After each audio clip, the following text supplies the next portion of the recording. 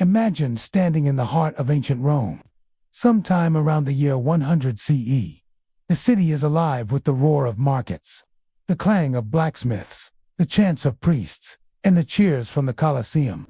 Rome is the beating heart of a vast empire, stretching from the misty highlands of Britain to the sun-baked deserts of Egypt.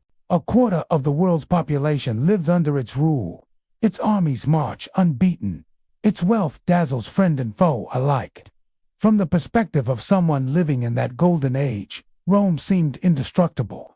Pax Romana, the Roman peace, promised stability, prosperity, and glory. Roads cut across Europe like veins of empire, carrying soldiers, merchants, and ideas. Aqueducts carried fresh water to bustling cities. Roman law and order reached into the farthest provinces. The empire was a colossus, towering over the ancient world. But here is the twist.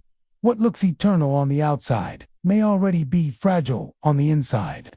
The seeds of Rome's fall were sown even as it stood at its peak. The rise of glory. Rome's story began centuries earlier as a small city on the banks of the Tiber River. Through war, diplomacy, and sheer resilience, it rose to dominate first Italy, then the Mediterranean, and eventually much of Europe. Under the first emperor, Augustus Caesar, Rome shifted from a chaotic republic plagued by civil wars into an empire with centralized power. Augustus gave Rome something priceless: stability. He expanded the empire's frontiers, reformed taxation, strengthened the army, and patronized art and literature. He declared, "I found Rome a city of bricks, and I left it a city of marble." By the 2nd century CE, under the rule of emperors like Trajan, Hadrian, and Marcus Aurelius, Rome reached its maximum territorial extent. Trajan's conquests stretched Roman power deep into the east. Hadrian consolidated borders, famously building Hadrian's Wall in Britain, and Marcus Aurelius, the philosopher king, embodied the Roman ideal of a ruler, both wise and strong.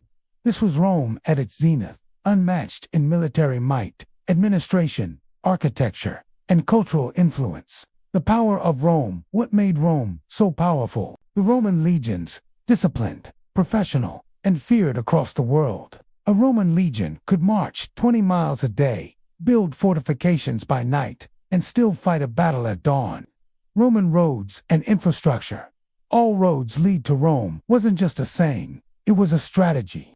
Roads, aqueducts, and bridges tied the empire together. Roman law and governance.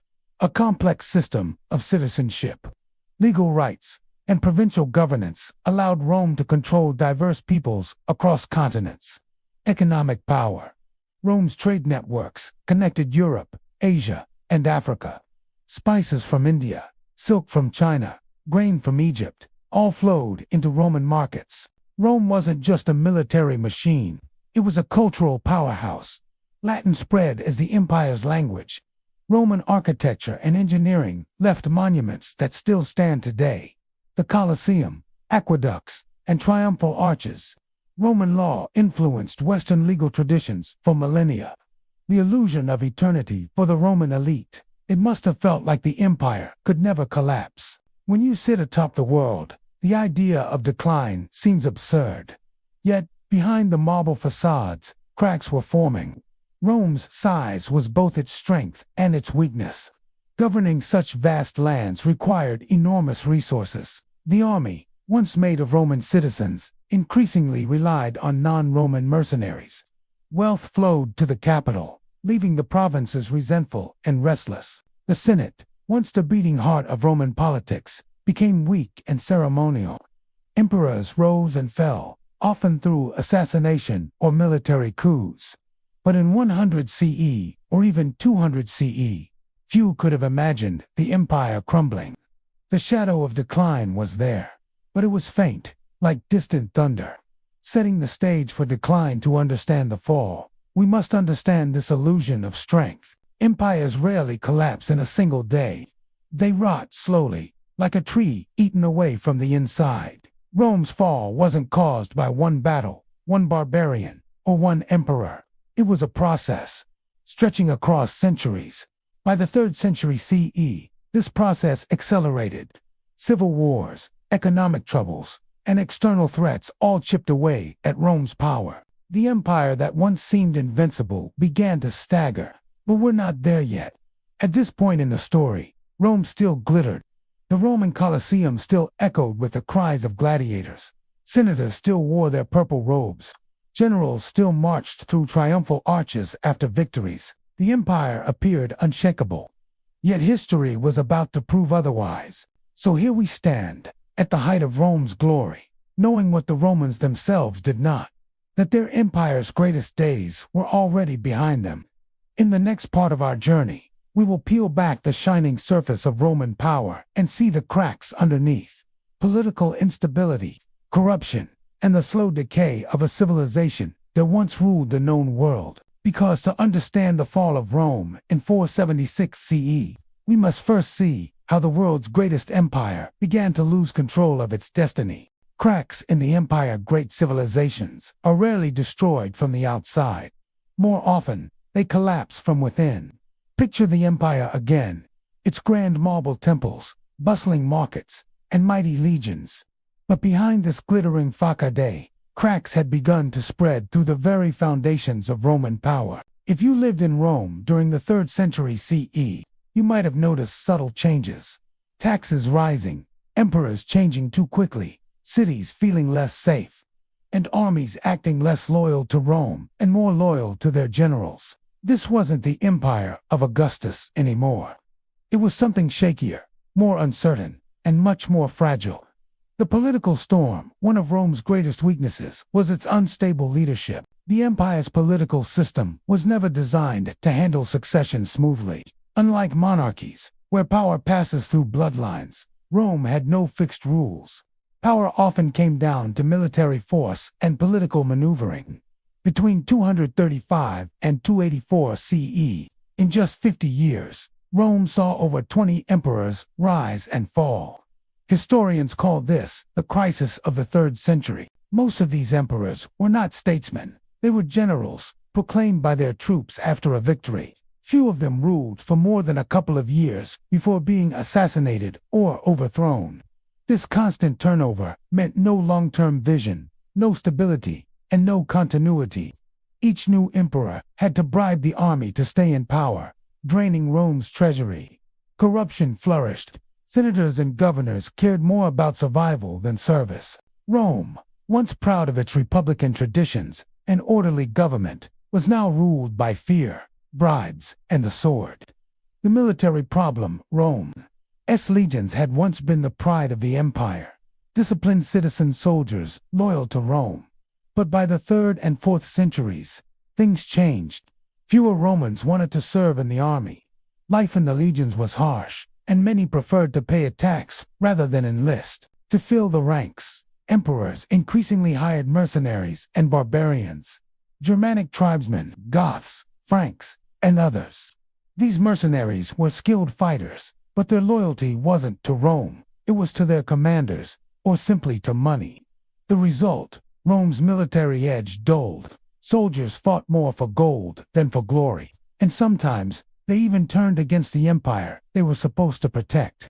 At the same time, Rome's enemies grew stronger. The empire's borders were constantly tested by Persians in the east, by Goths and Vandals in the north, and by nomadic horsemen sweeping in from the steppes. Instead of being the unstoppable juggernaut, Rome was now playing defense, stretched thin across thousands of miles of frontier. Economic struggles. Rome's wealth had always been a double-edged sword. For centuries, conquest filled its treasury with plunder, slaves, and tribute. But when expansion stopped, so did the easy wealth. By the 3rd century, heavy taxation crushed peasants and small landowners. Many abandoned their farms, leading to food shortages. Inflation skyrocketed. To pay soldiers, emperors minted coins with less silver, reducing their value. Prices rose, and trust in Roman money declined. Trade disruptions hit the empire. Pirate raids, unstable borders, and wars cut into Rome's lifelines of grain from Egypt and goods from the east. For ordinary Romans, life grew harder. Cities shrank as people moved to the countryside to survive. The gap between rich and poor widened dangerously. The glittering palaces of Rome hid a population that was increasingly disillusioned and struggling. Social divisions. The empire also suffered from deepening social fractures. Elites versus commoners. A small class of wealthy senators and landowners grew richer, while ordinary citizens sank into poverty. Romans versus non-Romans. The empire was filled with diverse peoples: Gauls, Germans, Greeks, Syrians, Egyptians. Many were loyal, but others felt little connection to Rome. Citizens versus soldiers. Ordinary Romans often resented the army, which consumed huge amounts of taxes and sometimes acted like conquerors in their own provinces. Religion also played a role. By the 4th century, Christianity had spread widely. In 313 CE, Emperor Constantine legalized it, and by the end of the century, it became the empire's official faith. This was a monumental cultural shift. For some, Christianity unified the empire spiritually. For others, it symbolized a break from old Roman traditions and values. Temples were abandoned, old gods forgotten. Whether you saw this as renewal or decline depended on which side you stood. The empire splits. One of the most dramatic responses to Rome's troubles came from Emperor Diocletian, ruled 284 to 305 CE. He realized the empire was too large to govern effectively. His solution: split it into two halves. The Eastern Roman Empire capital at Constantinople. The Western Roman Empire capital, eventually at Ravenna, after Rome itself became vulnerable. This division was practical, but it also made the West weaker. The East was richer, more urban, and better defended. The West had poorer provinces, weaker trade, and more exposure to barbarian invasions. Over time, this imbalance meant that while the East, later known as the Byzantine Empire, survived for nearly 1,000 more years, the West became increasingly fragile. Signs of decline. By the 4th century, it was clear to many that Rome wasn't what it used to be. Cities were shrinking, trade routes were breaking, roads and aqueducts fell into disrepair. The once proud Senate was now little more than a rubber stamp, and in the provinces, people didn't see Rome as their protector anymore. They saw it as a tax collector, a distant overlord, or simply irrelevant. Loyalty to the empire faded. Local leaders and even barbarian chieftains seemed more reliable than distant emperors in Ravenna. The storm is coming by now. The cracks in Rome were obvious: political instability, military weakness, economic troubles, social divisions, and a weakening sense of Roman identity all set the stage for disaster. The empire was not yet dead. Strong emperors occasionally rose and pushed back the tide. Constantine the Great reunited the empire and built Constantinople. Theodosius I held things together for a time. But these were temporary patches, not permanent fixes. As the 5th century approached, the pressure from outside would collide with Rome's internal weaknesses. The barbarians were no longer content with raiding. They wanted land, power, and Rome itself. The cracks in the empire were spreading. Rome still looked mighty, but the foundations were weak. The world's greatest empire was becoming vulnerable, and soon, the blows from outside would expose just how fragile it had become. In Part 3, we'll meet the new powers rising on Rome's borders: the Goths, the Vandals, and the terrifying Huns, and see how their movements would push the Western Roman Empire closer to its fateful fall in 476 CE. The barbarian pressures. By the late 4th and early 5th centuries, the Roman Empire was a weakened giant. Its armies were stretched thin, its leaders unstable, and its treasury drained. Inside, cracks were widening, but outside, storms were gathering. The borders of Rome were never quiet. Beyond the empire's northern and eastern frontiers lived countless tribes: Goths, Vandals, Franks, Alemanni, and many more. For centuries, Rome had called them barbarians, a word that simply meant foreigners who didn't speak Greek or Latin. To the Romans, barbarians were uncivilized outsiders, but in reality, many of these tribes were organized, ambitious, and increasingly powerful. And soon, they would no longer be content with raiding Rome's borders. They would push inside, settling, conquering, and reshaping the empire itself. The Goths entered the stage, one of the most important barbarian groups in Rome's story is the Goths, divided into two main branches: the Visigoths, Western Goths, and the Ostrogoths, Eastern Goths. They lived in Eastern Europe, near the Danube River. In the late 4th century, a new threat arrived from the steppes of Central Asia. The Huns, fierce horsemen, they thundered westward, displacing other tribes in their path. To escape them, tens of thousands of Goths begged the Romans for refuge. In 376 CE, the Goths were allowed to cross into Roman territory. But what was meant to be an act of mercy became a disaster. Corrupt Roman officials mistreated the refugees, starving and abusing them. Desperation turned into rebellion. In 378 CE, at the Battle of Adrianople, the Visigoths defeated the Roman army and killed Emperor Valens. This was a shocking moment. Rome had faced defeats before, but rarely had an emperor himself been slain in battle by barbarians. The illusion of Roman invincibility was shattered. The sack of Rome for 10 CE. The Goths remained a powerful force inside Roman borders. Over the next decades, under the leadership of Alaric I, they marched through the empire, demanding land and recognition. Rome tried to buy them off, but money wasn't enough anymore. In 410 CE, the unthinkable happened. Alaric and his Visigoths marched into the city of Rome itself. For 3 days, they looted and burned. Though they didn't destroy the city completely, the psychological impact was immense. Rome had not been sacked in nearly 800 years. To the Roman people, it was as if the world itself had ended. The poet Saint Jerome, living in Bethlehem at the time, wrote in horror, "The city which had taken the whole world was itself taken." This event symbolized that Rome was no longer untouchable. The empire's heart was exposed. The Vandals, pirates of the empire, another group. The Vandals were originally from Central Europe. Pushed by pressure from other tribes, they migrated westward. By 429 CE, under their king Genseric, the Vandals crossed into North Africa. This was catastrophic for Rome. North Africa was the empire's breadbasket, supplying vital grain shipments to Italy. Losing it meant famine and economic ruin. The Vandals didn't just stop at taking Africa. They built a powerful navy and began raiding across the Mediterranean. Rome, once the master of the seas, now faced a new enemy it couldn't control. In 455 CE, the Vandals struck the city of Rome itself. Their sack lasted 2 weeks. Unlike Alaric's Goths, the Vandals were thorough, looting treasures, artworks, and even taking people as slaves. The word vandalism comes from this very event, a symbol of ruthless destruction. The Huns, the scourge of God. If the Goths and Vandals shook Rome, the Huns terrified it. The Huns were nomadic horsemen from Central Asia, unmatched in mobility and ferocity.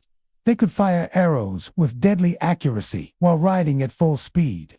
Their sudden raids left whole provinces devastated. In the mid-5th century, under the leadership of Attila the Hun, they became the most feared power in Europe.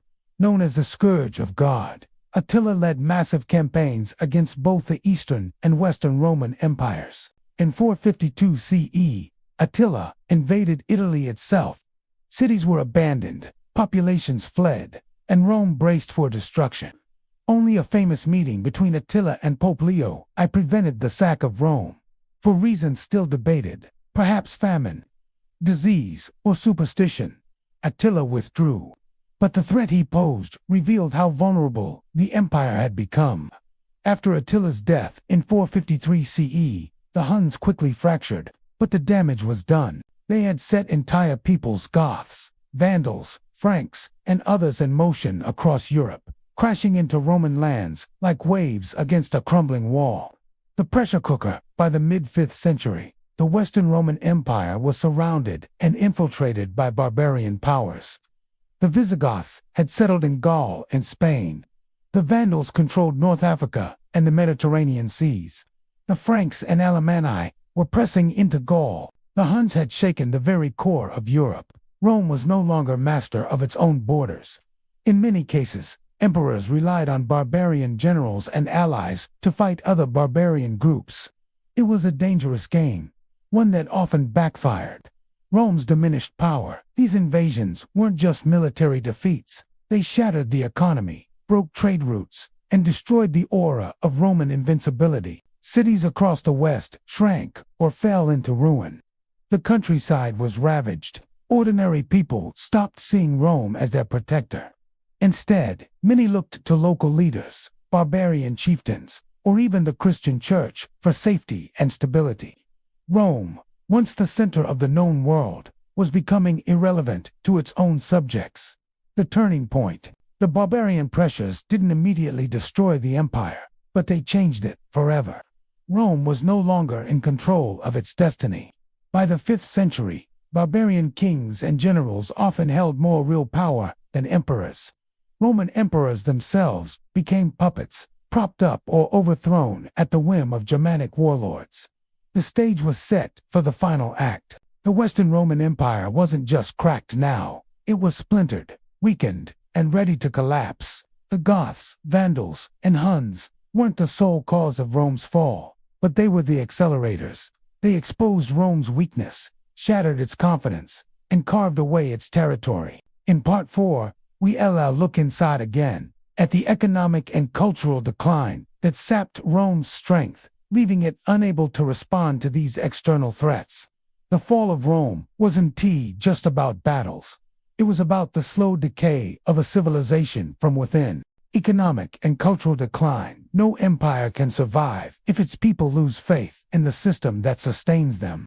Wars and invasions may dominate the headlines of history. But the decline of the Western Roman Empire wasn't just fought on battlefields. It was fought in markets, farms, temples, and streets. Imagine a Roman citizen in the 4th or 5th century CE. Your grandparents told stories of Rome's glory. Legions conquering new lands, ships arriving in port with spices, gold, and silk, games in the Colosseum, aqueducts bringing fresh water into the city. But your reality is very different. Markets are emptier, coins feel lighter, taxes are higher, roads are crumbling, and the once mighty empire around you feels weaker by the day. The decline of Rome was as much economic and cultural as it was political or military. Let us step inside the world of ordinary Romans to see how the empire's strength withered from within. Economic collapse, the tax burden.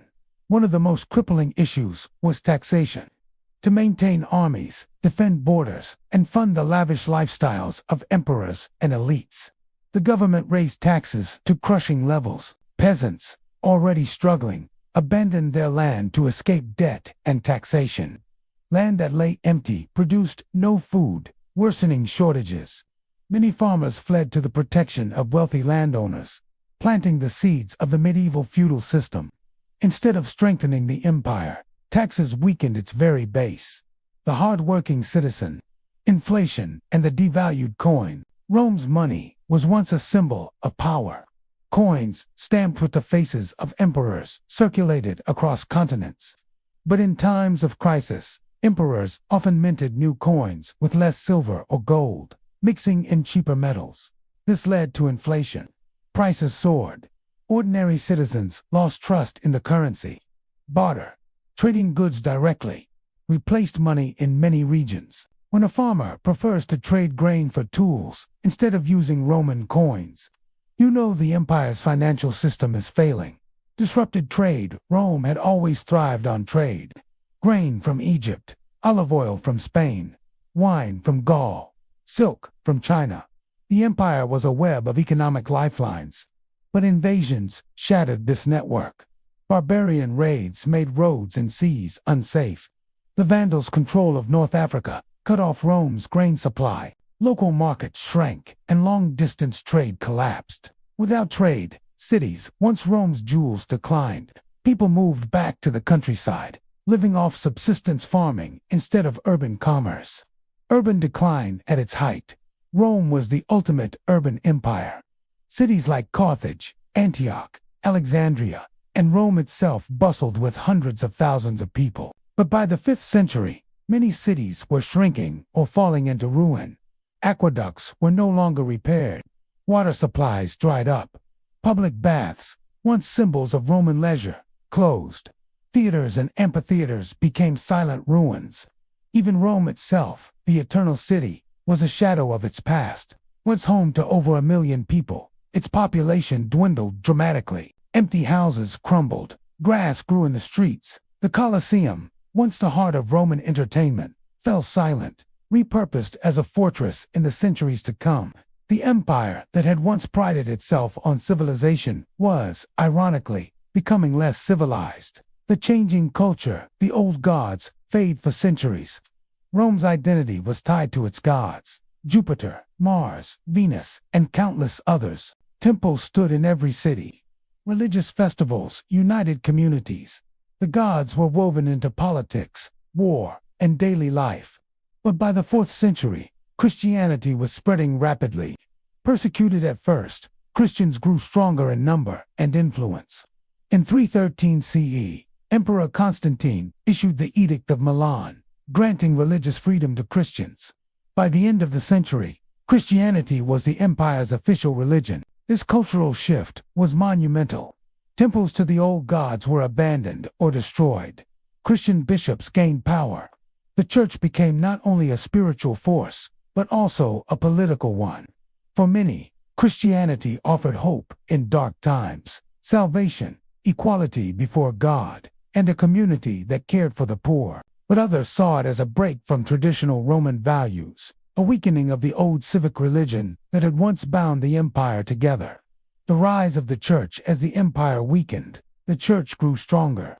Bishops became local leaders, often more trusted than imperial officials.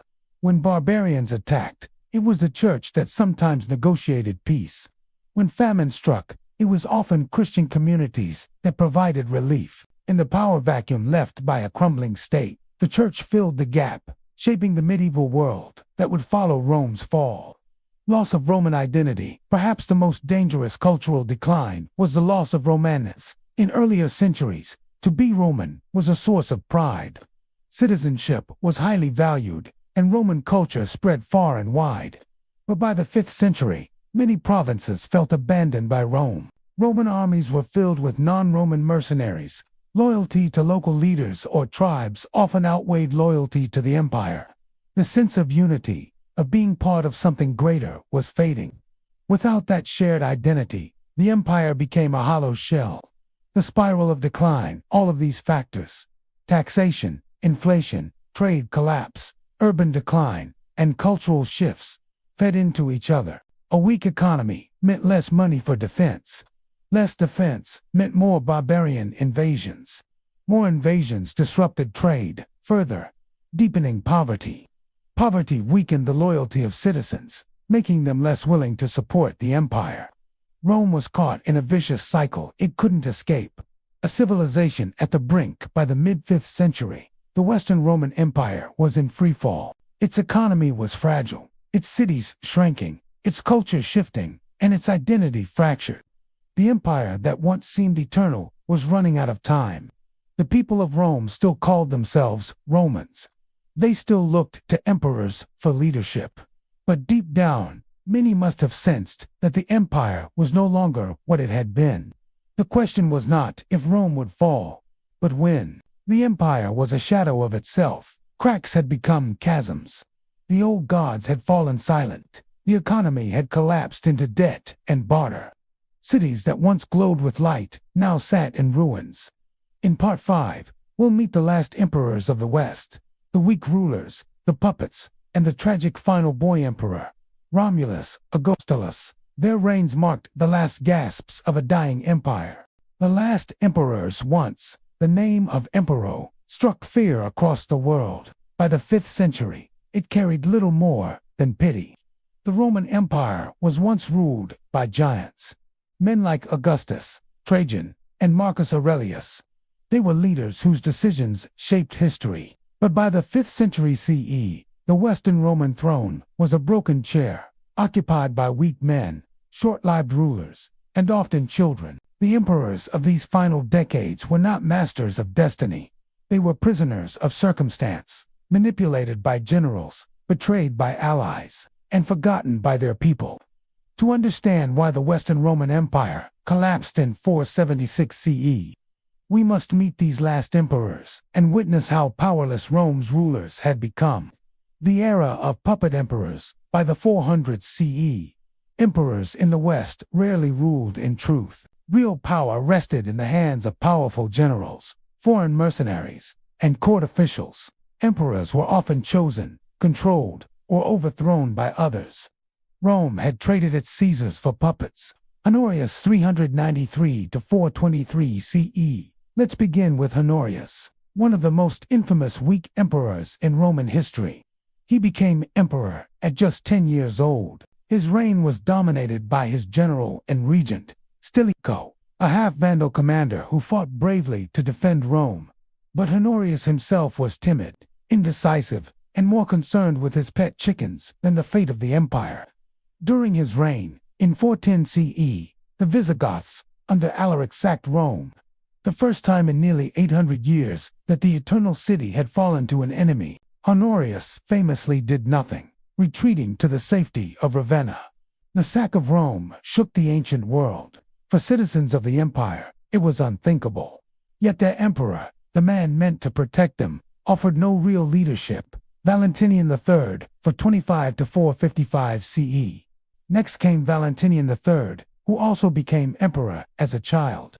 Like Honorius, he was more a figurehead than a true ruler. His mother, Galla Placidia, acted as regent. Later, his powerful general Flavius Idius became the real master of the empire. Valentinian's reign is remembered for two things: the rise of Attila the Hun, who ravaged Europe and threatened Rome itself; the assassination of his greatest general, Idius. In 454 CE, Valentinian murdered Idius with his own hand during a palace meeting, jealous of his power. A court official supposedly said afterward, "You have cut off your right hand with your left." Without Idius, Rome was defenseless. The Vandals soon invaded Italy, sacking Rome again in 455 CE. Valentinian himself was assassinated shortly before that, ending his disastrous reign. The chaos after Valentinian. After Valentinian III, the empire descended into complete chaos. Emperors came and went in rapid succession, many ruling for only a year or two. Petronius Maximus, 455 CE, seized power but was killed by a mob when the Vandals attacked Rome. Avitus, 455 to 456 CE, a Gallic nobleman, supported by the Visigoths, but quickly deposed. Majorian, 457 to 461 CE, one of the last emperors who actually tried to save the empire. He reformed laws, tried to rebuild the army, and planned campaigns to recover lost territories. But his own general Ricimer betrayed and executed him. Majorian's death was a tragedy. He was one of the few emperors in the final century who had both vision and ability, but Rome was too broken to be saved. Ricimer, the kingmaker. At this point, emperors were little more than pawns of a man named Ricimer, a Germanic general of barbarian origin. Ricimer never became emperor himself because he wasn't Roman by blood. Instead, he ruled from behind the throne, making and unmaking emperors at will. He placed Libius Severus, 461 to 465 CE, on the throne, then discarded him. Later, he elevated Anthemius, 467 to 472 CE, a capable man from the Eastern Empire. But when they quarreled, Ricimer had him killed. The Western Roman throne had become a revolving door of weak rulers, controlled by barbarian generals, Orestes and Romulus. Augustulus, 475-476 CE. Finally, we come to the last chapter. The father and son, who presided over Rome's end. Orestes, a Roman general of Pannonian origin, seized power in 475 CE. He placed his young son on the throne as emperor. The boy's name was Romulus Augustulus. The choice of name was bitterly ironic. Romulus, the legendary founder of Rome. Augustus, the first emperor of Rome. The boy carried the names of Rome's greatest beginnings. But instead of ushering in glory, he marked its end. Romulus Augustulus was only a teenager, and he never ruled in truth. His father Orestes made decisions, but even he could not control the mercenary troops who demanded land in Italy. The fall. 476 CE. In 476 CE, the Germanic chieftain, Odoacer, led a revolt. His soldiers demanded land. Orestes refused, and Odoacer's forces captured and executed him. Odoacer then marched on Ravenna, the capital of the Western Empire. He deposed the boy emperor, Romulus Augustulus, but unlike past coups, no new emperor was crowned. Instead, Odoacer declared himself king of Italy, ruling in the name of the Eastern Roman Emperor in Constantinople. Romulus Augustulus was spared perhaps because of his youth and sent into exile. History loses track of him after this point. The last Roman emperor of the West simply faded away. The symbolic end, the fall of Romulus Augustulus in 476 CE, is traditionally marked as the end of the Western Roman Empire. The Senate sent the imperial insignia, the purple robes and diadem, to Constantinople. The Eastern Emperor was told that one emperor was enough. The Western Roman Empire, after more than 500 years of emperors, was no more. It is a fitting symbol. Rome began with Romulus, the mythical founder, and ended with Romulus Augustulus, a powerless boy who watched the empire vanish around him. The last emperors were not conquerors or statesmen. They were children, pawns, and victims of forces far greater than themselves. Their weakness reflected the weakness of the empire itself, an empire hollowed out by corruption, invasion, and decay. In Part 6, we will explore what happened after the fall. The Western Roman Empire was gone, but in its place rose something new: the kingdoms of the so-called barbarians, and the beginning of the Middle Ages. The barbarian kingdoms and the birth of medieval Europe for 76 CE, the year Romulus Augustulus was deposed, is remembered as the end of the Western Roman Empire. Yet history is never so simple. Rome did not vanish overnight. Its cities, its laws, its culture, and even its idea of empire lingered on. What truly changed was who held power. The emperors of Rome were gone, replaced by new rulers, kings of Germanic tribes, warlords turned monarchs, and men who once served Rome, now carving their own realms. This was the dawn of the barbarian kingdoms, the fragile states that laid the foundation for medieval Europe. The first of these new rulers was Odoacer, the man who deposed Romulus Augustulus. Odoacer was not Roman by birth. He was a Germanic chieftain, likely of the Siri tribe. Yet, he styled himself not as a destroyer of Rome, but as its successor. He ruled Italy from Ravenna, wore the title king, and sent tribute to the Eastern Roman Emperor in Constantinople. In many ways, Odoacer's reign was a continuation of Roman traditions. He preserved the Senate. Roman law continued to function. Life for most citizens changed little at first, but there was a deeper shift. The idea of a Roman emperor in the West was gone forever. Italy now belonged to kings, not Caesars. The Visigoths in Spain and Gaul. Meanwhile, the Visigoths, who had once sacked Rome under Alaric, had established a kingdom of their own. By the mid-5th century, their center of power was in Toulouse, Gaul. After 476, they expanded into Hispania, Spain, where they built a long-lasting kingdom. Their rulers embraced Roman customs, laws, and even Catholic Christianity, blending their Gothic heritage with Roman civilization. The Visigothic kingdom would survive for centuries, becoming one of the most important states of the early Middle Ages. The Vandals in North Africa across the Mediterranean. The Vandals had carved out a powerful maritime kingdom in North Africa, centered in Carthage. They had famously sacked Rome in 455 CE. Afterward, they built a thriving naval power, controlling key trade routes. For Rome, North Africa had been the breadbasket of the empire. Now, it was in foreign hands. The Vandals ruled until the 530s, when the Eastern Roman Byzantine Emperor, Justinian, reconquered their lands. But in the late 5th century, they were a symbol of how thoroughly the Western Empire's provinces had slipped away. The Franks in Gaul, in northern Gaul, a new power was rising. The Franks, they were originally small Germanic tribes living along the Rhine. In 481 CE, just a few years after Rome's fall, a young chieftain named Clovis became king. Clovis expanded Frankish power dramatically, uniting the tribes and conquering Gaul. Most importantly, Clovis converted to Catholic Christianity.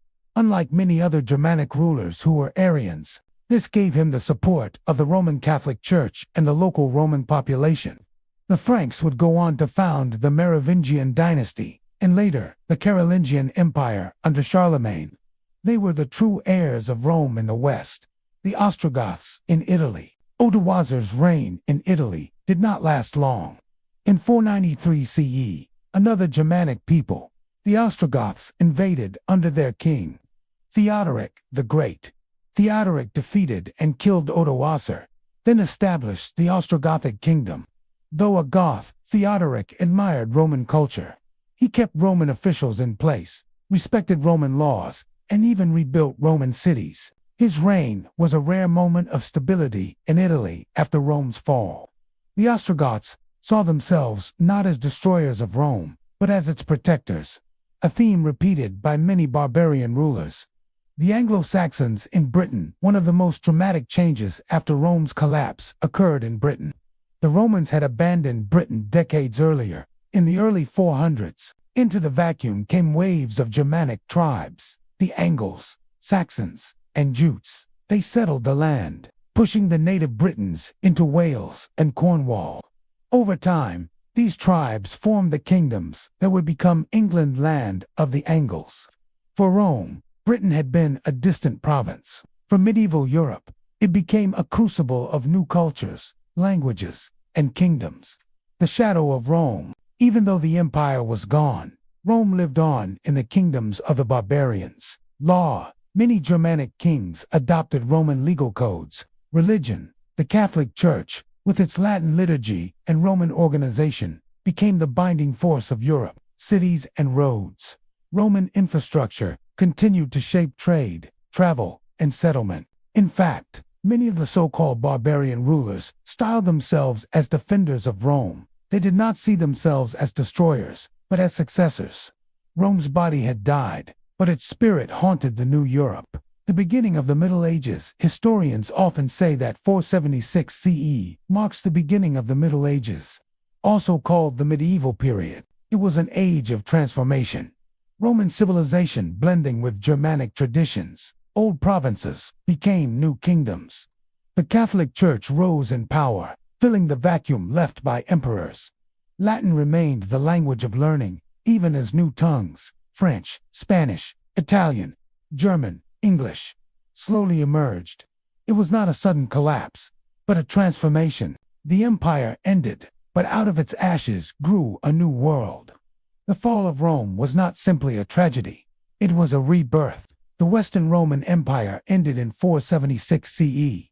But in its place arose the kingdoms of the Franks, Visigoths, Vandals, Ostrogoths, and many more. These kingdoms carried forward fragments of Rome, preserving its memory while building something entirely new. In Part 7, we will explore how the Eastern Roman Empire, Byzantium, survived for nearly 1,000 years after 476 CE, keeping alive the idea of Rome even as the West transformed into medieval Europe. Byzantium, the empire that would not die. Rome did not truly fall in 476 CE. It moved east to Constantinople and lived on as Byzantium. When the Western Roman Empire collapsed in 476 CE, many believed Rome's legacy was over. The emperors were gone, barbarian kings ruled Italy, and the eternal city itself was a shadow of its former glory. But across the Aegean Sea, on the shores of the Bosporus, Rome endured. The Eastern Roman Empire, based in Constantinople, still stood strong. Historians call it the Byzantine Empire, but the people of the time never used that word. To them, they were simply Romans, heirs to Caesar and Augustus, defenders of Christian civilization. For nearly 1,000 years after the fall of the West, Byzantium preserved, transformed, and redefined what it meant to be Roman. Constantinople, the new Rome. At the heart of this empire was Constantinople, founded by Emperor Constantine the Great in 330 CE, built on the site of the ancient city of Byzantium. It was strategically placed between Europe and Asia. The city was surrounded by strong walls and protected by water on 3 sides. It controlled trade routes between the Black Sea and the Mediterranean, making it one of the richest cities in the world. By 476 CE, while Rome crumbled, Constantinople flourished, a beacon of wealth, learning, and faith. The Western Empire may have fallen, but in the East, the dream of Rome lived on. Why Byzantium survived while the West was plagued by invasions, economic collapse, and political chaos. The East had certain advantages: stronger economy. The eastern provinces were wealthier, with fertile lands in Egypt and bustling trade in Asia Minor. Defensible capital. Constantinople's walls were nearly impregnable. Stable administration. The Eastern emperors managed their bureaucracy more effectively than the crumbling West. Cultural cohesion. As Latin declined, Greek became the language of empire, uniting the diverse populations under a shared heritage. In short, while the Western Roman Empire fractured, Byzantium adapted and endured. The emperor, as God's representative Byzantium, was not just politically strong, it was spiritually united. The emperor was seen as God's chosen ruler on earth. Unlike in the West, where the Pope grew independent, in Byzantium, the church and state were deeply intertwined. This gave the emperor tremendous authority, both secular and religious.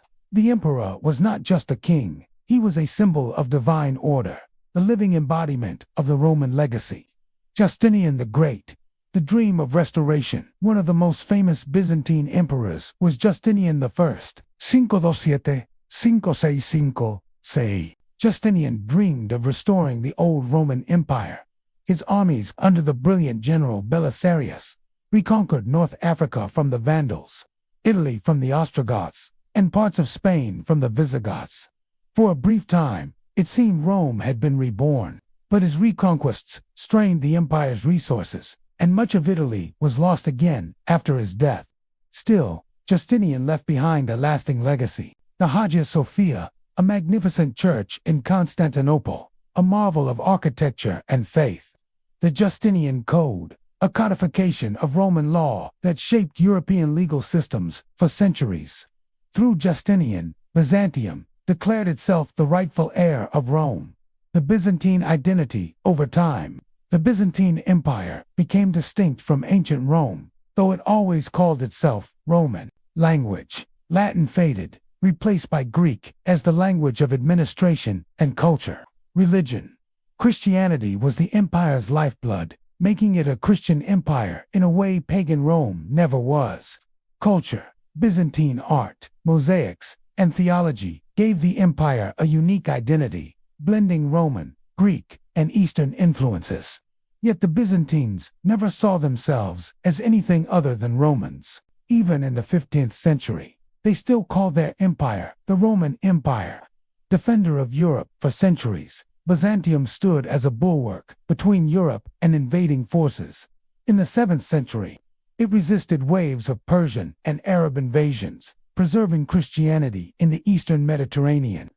In the 9th and 10th centuries, it battled Bulgars, Slavs, and Normans. Its Theodosian walls protected Constantinople for 1,000 years, surviving siege after siege. Without Byzantium, much of Europe might have fallen to outside powers. It was the shield of Christendom during the early Middle Ages, East and West. A growing divide, though Byzantium saw itself as Roman. Its relationship with the Western kingdoms and the Pope grew strained. In the West, the Pope crowned Charlemagne as Emperor of the Romans in 800 CE, creating the Holy Roman Empire. Byzantium saw this as an insult. They believed their emperor was the only true Roman ruler. Culturally, the West became Latin Catholic, while the East became Greek Orthodox. This tension culminated in the Great Schism of 1054. When the Catholic and Orthodox churches officially split, the Roman Empire had survived in the East, but the world around it was changing. The long decline, despite its resilience, Byzantium could not last forever. In 1204, during the Fourth Crusade, Western knights shockingly sacked Constantinople, dealing a mortal blow to the empire. The Byzantines regained the city in 1261, but the empire was greatly weakened. Finally, in 1453, Constantinople fell to the Ottoman Turks, ending the 1,000-year history of the Eastern Roman Empire. And yet, even in its final days, the Byzantines believed themselves to be Romans, carrying a legacy that stretched back to Augustus. The legacy of Byzantium. Though it fell in 1453, Byzantium's influence is enormous. It preserved Greek and Roman knowledge, which later fueled the Renaissance in Western Europe. It shaped the Orthodox Christian world, influencing Russia, the Balkans, and Eastern Europe. Its art, law, and architecture left an enduring mark on global history. In truth, Byzantium ensured that Rome never truly died. The Western Roman Empire may have collapsed in 476 CE, but the Eastern Roman Empire, Byzantium, survived for nearly a millennium longer. It was the empire that would not die, the bridge between the ancient and medieval worlds, and the final echo of Rome's greatness. In Part 8, we will explore the long-term legacy of Rome, how its laws, language, and culture shaped medieval Europe and laid the foundations of the modern world. The legacy of Rome in the Middle Ages and beyond. Rome fell, but its shadow stretched across the centuries, guiding kings, popes, emperors, and nations yet unborn. When the last Western Roman emperor was deposed in 476 CE, Europe stood at a crossroads. Barbarian kingdoms rose where once legions had marched, and the eternal city itself seemed destined for ruin. But Rome never truly disappeared. Its laws, language, religion, and memory were carried forward, woven into the fabric of the Middle Ages, and later into the DNA of modern Europe and even the United States. In this part, we trace how Rome's legacy survived, sometimes hidden, sometimes reborn, shaping the world for centuries after its fall. The Roman Church, Christianity's rise as Rome's heir. Perhaps the most powerful survivor of Rome was not its emperors, but its church. By 476 CE, Christianity had become Rome's official religion. When the empire collapsed in the West, the Bishop of Rome, the Pope, stepped into the vacuum of authority. The Catholic Church became the one unifying institution across the fragmented kingdoms of Europe. The Church preserved Roman organization. Bishops and dioceses mirrored old Roman administrative divisions. Latin, the language of Rome, became the sacred language of the Church. The Church guarded ancient manuscripts in monasteries, keeping alive classical learning through the Dark Ages. In many ways, the medieval papacy was the true heir to Rome in the West. The Holy Roman Empire. A Roman revival in the year 800 CE. Something extraordinary happened. Pope Leo III crowned Charlemagne, king of the Franks, as emperor of the Romans. This act revived the idea of a Roman Empire in the West, though it was very different from the original. The Holy Roman Empire lasted for nearly 1,000 years, 800 to 1806 CE. It was not Rome reborn, but rather a federation of Germanic and European states, bound by the idea of imperial Roman continuity. Its rulers claimed to be the successors of Augustus and Constantine, though Byzantium in the East disputed this claim. Through the Holy Roman Empire, the dream of Rome never truly died in medieval Europe. Roman law, the foundation of justice. One of Rome's greatest legacies was its law. The Justinian Code, created in the Byzantine Empire in the 6th century, systematized centuries of Roman legal tradition. Rediscovered in medieval Europe, it became the foundation of legal education in universities. Concepts like citizenship, contracts, rights, and justice, all born in Rome, shaped European kingdoms and, centuries later, modern democratic states. Without Roman law, Europe's legal systems would have been radically different. The Latin language, from empire to Romance Latin, was Rome's gift to the world. Even after the empire's fall, Latin survived as the language of the church, scholarship, and diplomacy.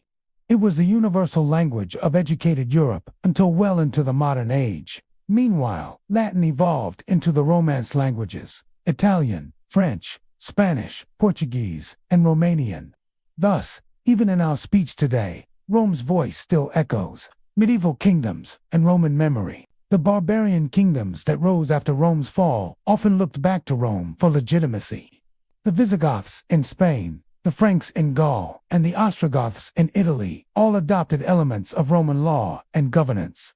Kings styled themselves not as destroyers of Rome, but as protectors of its legacy. Cities continued to use Roman roads, aqueducts, and infrastructure for centuries, even in ruins. Rome's presence guided the political and cultural identity of medieval Europe. The Renaissance, Rome reborn by the 14th century. Rome's memory sparked a cultural rebirth. The Renaissance. Scholars in Italy rediscovered ancient Roman texts preserved by Byzantines and monks. Artists like Michelangelo, Raphael, and Leonardo da Vinci drew inspiration from Roman art and architecture. Thinkers embraced Roman ideals of humanism, politics, and civic duty. The Renaissance was, in many ways, Rome's second life, a revival that transformed Europe and set the stage for the modern world. Rome and the Enlightenment, the seed of modern democracy in the 17th and 18th centuries. Rome's political philosophy once again influenced the great thinkers. Writers studied the Roman Republic for lessons on liberty, civic virtue, and balanced government. Montesquieu, Locke, and other Enlightenment thinkers cited Rome as a model of both warning and inspiration. The collapse of Rome served as a cautionary tale about corruption and tyranny, while the Republic inspired visions of democracy. Rome had become not just a memory, but a political teacher. Rome in the New World, the American connection. When the United States was founded, its leaders consciously drew upon Rome, the architecture of Washington, D.C., with domes, columns, and triumphal arches, echoes Roman grandeur. The U.S. Senate takes its name directly from the Roman Senate. The Founding Fathers studied Roman history deeply. For example, George Washington was likened to Cincinnatus, the Roman farmer general who returned to his plow after serving his people. The Roman ideal of a republic inspired America's Constitution. Rome's influence crossed the Atlantic, shaping the world's most powerful modern democracy. Rome's cultural and symbolic legacy, beyond law and politics. Rome left deep cultural footprints. The Roman Catholic Church became the largest Christian institution in the world. Roman architecture inspired everything from cathedrals to courthouses. The idea of Rome as eternal lived on in the motto of many states and empires. From medieval Italy to Mussolini's Rome, even today, Rome represents power, order, and endurance. The dual legacy. Glory and warning. Rome's legacy is double-edged. On one hand, it gave us law, order, roads, literature, and ideals of citizenship. On the other, its decline is a warning about political corruption, economic collapse, and the dangers of overextension. Every generation has looked back to Rome not only for inspiration, but also as a mirror of its own destiny. From the ashes of the empire rose 1,000 echoes. The Church, the Holy Roman Empire, medieval kings, Renaissance artists, Enlightenment philosophers, and even modern republics. Rome was never just a city. It was an idea too powerful to die in 476 CE. Its laws still govern us, its architecture surrounds us, its language shapes our words, and its lessons caution us. Rome lives on in Europe, in America, and in the very concept of civilization itself. In Part 9, we will conclude our series by asking, what ultimate lessons can we learn from the rise and fall of Rome? And why does it matter for us today? The legacy of Rome in the Middle Ages and beyond. Rome fell, but its shadow stretched across the centuries, guiding kings, popes, emperors, and nations yet unborn. When the last Western Roman emperor was deposed in 476 CE, Europe stood at a crossroads. Barbarian kingdoms rose where once legions had marched, and the eternal city itself seemed destined for ruin. But Rome never truly disappeared. Its laws, language, religion, and memory were carried forward, woven into the fabric of the Middle Ages, and later into the DNA of modern Europe and even the United States. In this part, we trace how Rome's legacy survived, sometimes hidden, sometimes reborn, shaping the world for centuries after its fall. The Roman Church, Christianity's rise as Rome's heir. Perhaps the most powerful survivor of Rome was not its emperors, but its church. By 476 CE, Christianity had become Rome's official religion. When the empire collapsed in the West, the Bishop of Rome, the Pope, stepped into the vacuum of authority. The Catholic Church became the one unifying institution across the fragmented kingdoms of Europe. The Church preserved Roman organization. Bishops and dioceses mirrored old Roman administrative divisions. Latin, the language of Rome, became the sacred language of the Church. The Church guarded ancient manuscripts in monasteries, keeping alive classical learning through the Dark Ages. In many ways, the medieval papacy was the true heir to Rome in the West. The Holy Roman Empire.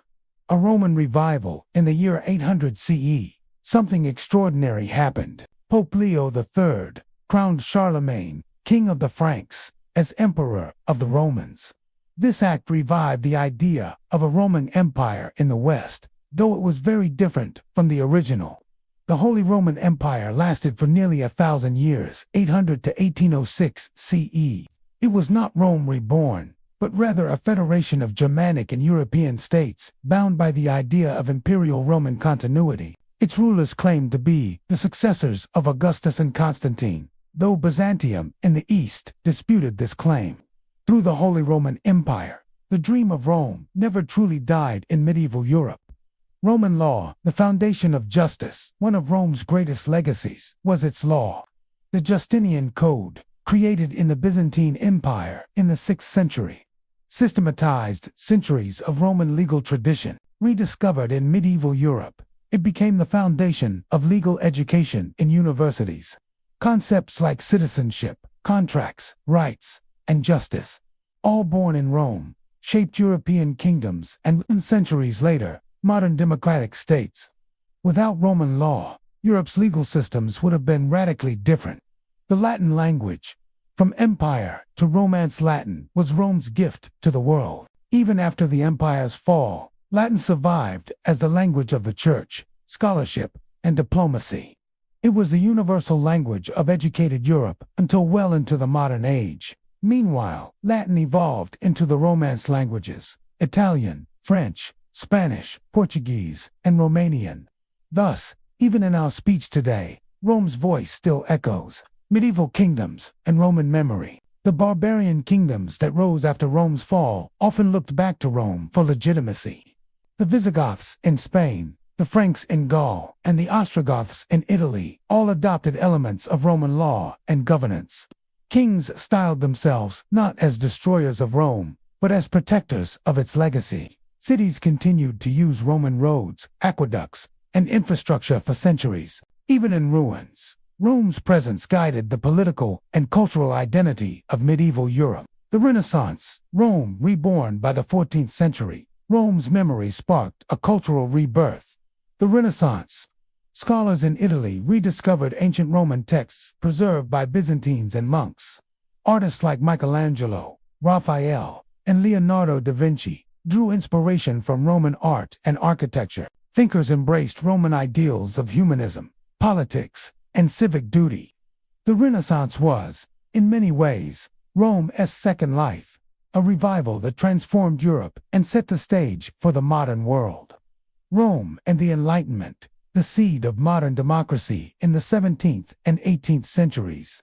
Rome's political philosophy once again influenced the great thinkers. Writers studied the Roman Republic for lessons on liberty, civic virtue, and balanced government.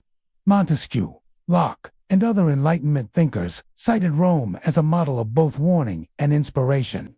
The collapse of Rome served as a cautionary tale about corruption and tyranny, while the Republic inspired visions of democracy. Rome had become not just a memory, but a political teacher.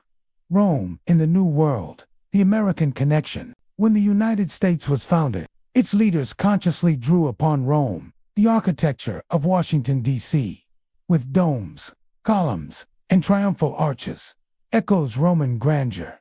The U.S. Senate takes its name directly from the Roman Senate. The Founding Fathers studied Roman history deeply. For example, George Washington was likened to Cincinnatus, the Roman farmer general who returned to his plow after serving his people. The Roman ideal of a republic inspired America's Constitution. Rome's influence crossed the Atlantic, shaping the world's most powerful modern democracy. Rome's cultural and symbolic legacy, beyond law and politics. Rome left deep cultural footprints. The Roman Catholic Church became the largest Christian institution in the world. Roman architecture inspired everything from cathedrals to courthouses. The idea of Rome as eternal lived on in the motto of many states and empires. From medieval Italy to Mussolini's Rome, even today, Rome represents power, order, and endurance. The dual legacy. Glory and warning. Rome's legacy is double-edged. On one hand, it gave us law, order, roads, literature, and ideals of citizenship.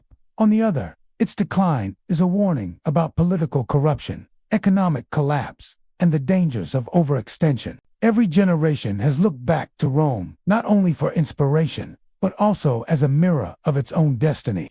From the ashes of the empire rose 1,000 echoes. The Church, the Holy Roman Empire, medieval kings, Renaissance artists, Enlightenment philosophers, and even modern republics. Rome was never just a city. It was an idea too powerful to die in 476 CE. Its laws still govern us. Its architecture surrounds us. Its language shapes our words, and its lessons caution us. Rome lives on in Europe, in America, and in the very concept of civilization itself. In Part 9, we will conclude our series by asking, what ultimate lessons can we learn from the rise and fall of Rome? And why does it matter for us today?